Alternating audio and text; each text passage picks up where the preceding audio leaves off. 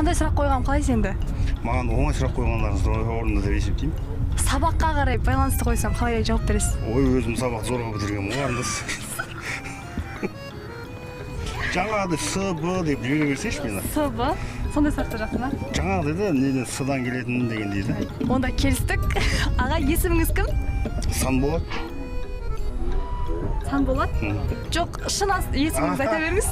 Жанболат. Мен сізге сұрақ қоям, бірақ жауабыңыздың барлығы Т әрпінен басталу керек. Келістік пе? Жақсы. Есіміңіз кім? Полат. Полат мырза. Сізді кішкентай кезіңізде үйіңізде не деп еркелетті? Тоқанай. Тоқанай.